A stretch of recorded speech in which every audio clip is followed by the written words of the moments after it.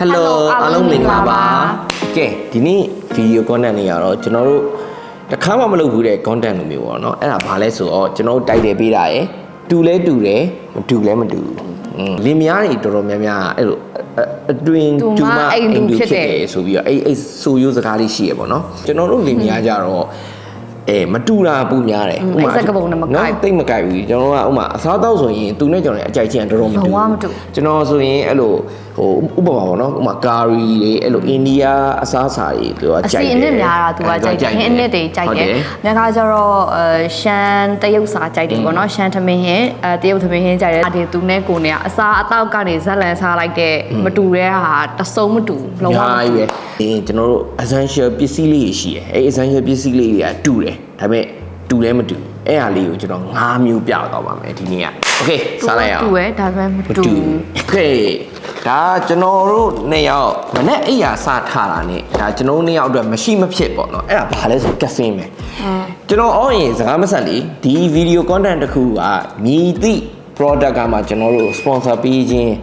ကြော်ညာခိုင်းခြင်းလုံးဝမရှိပါဘူးကျွန်တော်မနေ့အိယာထားလိုက်တာနဲ့ကျွန်တော်မျက်နှာသက်သွားတိုက်ပြီးကျွန်တော် breakfast ကို juice ပဲတောက်တယ်ပေါ့နော်ကျွန်တော်အဲ့ protein powder ဘာညာကွီးကွာအဲ့ juice ဖြောပြီးရတယ်ကျွန်တော်က espresso တစ်ခွက်မတောက်ရရင်ကျွန်တော်လုံးဝဘာမှလုပ်လို့မရအောင်အဲ့တော့ကျွန်တော်အတွက်ကဒီ espresso capsule လေးပေါ့နော်ဒါကတော့လက်ရှိဒါကျွန်တော် Nest ရဲ့ espresso capsule လေးဒါဟိုပါပေါ့နော်ဒါကျွန်တော်အများနဲ့ဝယ်အိမ်မှာဆိုအဲ့လိုအတောင့်နေရအများကြီးကျွန်တော်ထားတာရဲ့အဲ့ထဲမှာမြတ်အတွက်ကကျတော့ green tea ကမရှိမဖြစ်အဲ့ရထားလာပြီဆိုလို့ရှင်မြက်ကအဲ့လိုရေတစ်ခွက်ကတော့အဝတောက်လိုက်တယ်နောက်ပြီးသွားလို့ရှင်ဒီလိုမျိုးရင်တွေအခါးရေပေါ့နော်မြတ်တို့ဒေတာအခေါ်မြတ်တို့ရှမ်းပြည်ကတော့ရင်တွေကြောင့်အခါးရေလို့ခေါ်တယ်ဒါမြတ်တို့ရှမ်းပြည်ဘက်ကထွက်တဲ့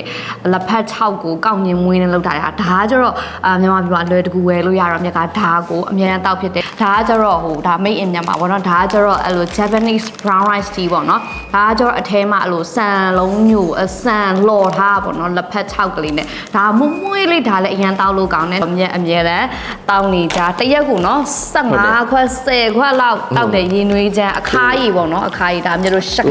မစားလဲစားတယ်အဲ့လိုတောက်လဲတောက်တယ်ပြီးတော့အဲ့ဒီသူ့ရဲ့သူကအဲ့ကျွန်တော်အဲ့ caffeine tea ပေါ့နော်သူကြတော့ကျွန်တော်ကတော့ caffeine coffee ပေါ့မတူကတော့အားကစားလုပ်ချင်တယ်သူကတော့ boxing ထိုးပါတယ် boxing ပဲကြိုက်တယ်မြတ်ကကျတော့ gym ဆော့ရတော့ဘာလို့ထက်စားလို့ရှင် boxing ထိုးတာပို့ပြီးဖွာတယ်ဘာလို့လဲဆိုတော့gym ဆိုလို့ရှိရင်ပုံမှန်ဆိုတစ်ပတ်ကိုအနည်းဆုံးတော့9ရက်လောက်လုပ်မှဟို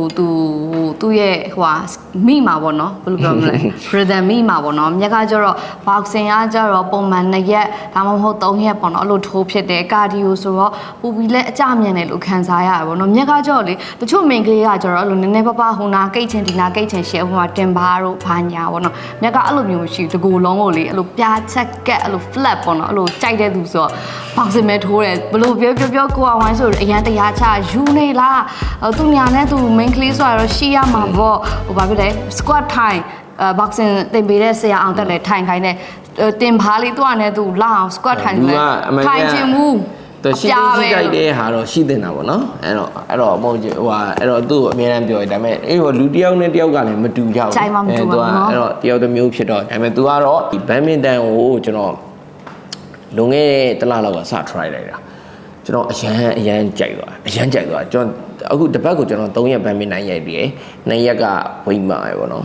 အဲကျွန်တော်တစ်ပတ်ကို5ရက်အားကစားမပြောင်းကျွန်တော် तू ကတော့ပို့လို့တယ်ကျွန်တော်ကတော့အကြပုံမြန်တဲ့ boxing ပဲထိုးလိုက်တယ်ကျွန်တော်အသက်က40ရှိပြီဆိုတော့ကျွန်တော်ကအခုကတော့ badminton ကိုအရန် crazy ဖြစ်နေlocal high kick ရှယ်ကျွမ်းနေပြီနော်အခုကန်ပြရမလားအရင်okay နောက်တစ်ခုတရားတစ်ခုမြတ်တို့အတွက် essential things နောက်တစ်ခုကကျတော့တနေ့လုံးမြတ်တို့ကသူဆိုလဲသူ့လို့သူသွားတယ်မြတ်ဆိုလဲမြတ်တနေ့ဒါလောက်ရှာရှိရတယ်အများကြီးပဲဆိုတော့ညရောက်လို့ရှိရင်မြတ်တို့အတွက်မရှိမဖြစ်လို့အပ်တာတော့ TV ပေါ့နော်ကိုကဝိုင်းကတော့သူကတော့ထုံးစံအတိုင်းလူသက်ကားတရေကားအဲ့လို horror ကြိုက်တယ်မြတ်ကတော့ချစ်ဇလန်ဒီထဲမှာပဲ drama ပေါ့နော်ဥပါတွေနဲ့ပျော်မွေ့ပြီးညဆိုရင်အဲ့လို okay ဒါကတော့ကျွန်တော်တို့နှစ်ယောက်အတွက်daily essential တွေမှာပေါ့နော်မရှိမဖြစ်ဒါကတော့ earbud ပဲဖြစ်ပါတယ်ဒီကောင်လေးကကျွန်တော်တို့ JBL ရဲ့ Pro 3သူကလေ ဘာလို့မနဲ့ဆိုရင်ကျွန်တော်ကဥမာဟိုရုံသွားပြီဆိုရင်ကျွန်တော်ကကားပေါ်ရောက်တာနဲ့ကျွန်တော်ကဒီဟိုဟာ earbud လေးကိုကျွန်တော်နားလေးထည့်လိုက်ထည့်ပြီးသွားရင်ကျွန်တော်ဟိုဟာဟိုတချင်းပေါ့အဓိကကျွန်တော်ရဲ့တဏိတာတွေမှာကျွန်တော်က music ကအရေးကြီးဆုံးတွေမှာပါတယ်ဘာလို့ကျွန်တော်မနေ့ကားပေါ်တက်လိုက်တယ်ဆိုရင်ကျွန်တော်အဲ့နေ့မှာစိတ်ပဲညစ်ညစ်ပျော်ပဲပျော်နေဘယ်တော့ပဲအလုပ်ရှုံနေကျွန်တော်ကားပေါ်မှာကျွန်တော်ရဲ့အဲ့ realization လို့လည်းခေါ်မလားဒါမှမဟုတ်ကျွန်တော်ဟိုပါပေါ့ဥမာဘယ်လိုပြောမလဲဟိုစဉ်းစားအချိန်တစ်ခုကျွန်တော်တချင်းလေးနားထောင်ပြီးတော့ပဲကျွန်တော်ကအဲ့အချိန်ကိုဖြတ်တန်းတယ်ပြီးသွားရင်ကျွန်တော်ခီးရမ်းသွားတာဖြစ်တဲ့အတွက်ကျွန်တော်ကဒီဟိုပါပေါ့နော် noise cancellation လည်းအရေးကြီးတယ်ကျွန်တော်လေးပြန်ပေါ်မှာဥမာဟိုတကယ် long flight တွေပါဆိုကျွန်တော်ကနှစ်ချက်တက်ပြီးတော့ကျွန်တော်အိတ်တယ်အဲ့တော့ဒီကောင်ကတော်တော်လေးအသုံးတဲ့ပြီးတော့အရန်ကောင်းတဲ့ product ဘာလို့ဒီကောင်က LCD တွေပါပါတယ်မှာ LED ပြောတာ noise cancellation တော့တကယ်အရန်ကောင်းတယ်ဒါတက်ပြောလေကလေးနှစ်ယောက်ဘေးမှာလေတကုံလာပြီးတော့ခုံကပြီး TV ဖွင့်တချင်းစို့နေတော့မှ तू ကအတန်တော်တော်လုံနေမြက်ကကြတော့ तू နဲ့မြက်နဲ့ကအဲ့လိုဒီနှစ်ချက်တော့ဒီတစ်ခေါက်တော့စင်တူပဲဖြစ်တယ်ပေါ့နော်စင်တူပဲမဲ့အယောင်တော့မတူဒါလေးကမြက်ကကြောတော့ညကြလို့ရှိရင်ခုနကသူပြောသလိုK drama ကြည့်ရောလေ तू က TV နဲ့ကြည့်ရမြက်ကကြောတော့ iPad နဲ့ကြည့်ရောမြက်ကဒီလိုနှစ်ချက်လေးနဲ့မှအဆင်ပြေရဒါက noise cancellation လည်းတော်တော်ကောင်းတယ်ပြီးတော့နားလုံးဝမနာမြက်ကအဲ့လိုတစ်စောင်းလေးစောင်းပြီးတော့မှသူ့ကြောပေးပြီးတော့ကြည့်ရလေစခွေစခွက်ခိတဲ့ချစ်ကားဆိုလေအဲ့လိုဆိုတော့ဒါလေးကအရန်အဆင်ပြေရပါဒါပေမဲ့ तू က rock ကြိုက်rock music တွေသူကအဲ့အကုန်လုံးအဲ့သူကနားထောင်တယ်ကျွန်တော်ကကြတော့ hip hop ပေါ့နော်ကျွန်တော် hip hop ပူနားထောင်တယ်ဒါပေမဲ့ကျွန်တော် music အစုံနားထောင်တယ်သူကတော့အဲ့ဟိုတမျိုးတည်းပူနားထောင်ကျွန်တော်ကတော့အကုန်နားထောင်တယ်ကျွန်တော်နားမထောင်တဲ့ music ဆိုတာမရှိဘူးကျွန်တော် matter ရောအကုန်နားထောင်တယ်ပြီးတော့ကျွန်တော်တချင်း music တိုင်းအတွက်လည်းကျွန်တော်အဲ့သူတို့ဘယ်လိုလုပ်တယ်ဆိုတော့အဲ့လိုမျိုးလေးလာတယ် influence ယူရပေါ့နော်အဲ့မျိုးဆိုတော့ကျွန်တော်တော့အကုန်နားထောင်ပြတယ်ဒီနှစ်ချက်လေးကလည်းမြတ်အတွက်အမြဲတမ်းမရှိမဖြစ်တယ်မှာပါတယ်ပြီးတော့မြက်ကမနှမ်းအရာထားပြီဆိုလို့ရှင် worship လုပ်တော့နှစ်ချက်တက်ပြီးတော့မှဘုရားသခင်တွေနားထောင်တော့ဒီ Toe Pro 3လေးကမြက်အတွက်တစ်နေ့လုံးသုံးတဲ့အများဆုံးသုံးတဲ့ပစ္စည်းလို့လည်းပြောလို့ရတယ်။ Yeah. Okay. ပြီးတော့ကျွန်တော်နောက်ဆုံးနံပါတ်5ဒါကတော့ကျွန်တော်တော့ဒါစိတ်ပတိပေါ့နော်သူကတော့ဒါ Bible ကျမ်းစာအုပ်ပေါ့ကျွန်တော်တို့နှစ်ယောက်ကဟိုဟာတော်တော်များများတော့သိကြတယ်ဟိုဟာကျွန်တော်တို့နှစ်ယောက်ကဟိုဟာအရန်ချစ်တယ်ဒါပေမဲ့ကျွန်တော်ဘာသာမတူကြဘူးအဲ့ဒီပုံမှာလည်းကျွန်တော်တို့ဟိုတခါမှအဲ့ဒီပုံမှာဟိုညညခုန်ကြဟိုကတော့လုံးဝမရှိဘူးသူလည်းသူ့ဘာသာသူခရစ်ယာန်ဘာသာကိုသူယုံကြည်ကိုယ်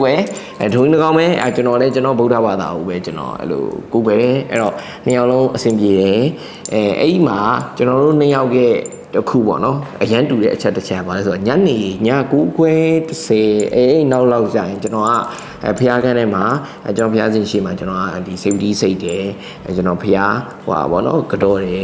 ်သူကကျတော့ကျွန်တော်မြက်အခန်းထဲမှာပဲမြက်ကမနက်ဆိုလို့ရှိရင်ကျန်းစာဖတ်တယ် worship လုပ်တယ်ပြီးလို့ရှိရင်ဖျားတစ်ခေါက်ဆုတောင်းတယ်ပေါ့နော်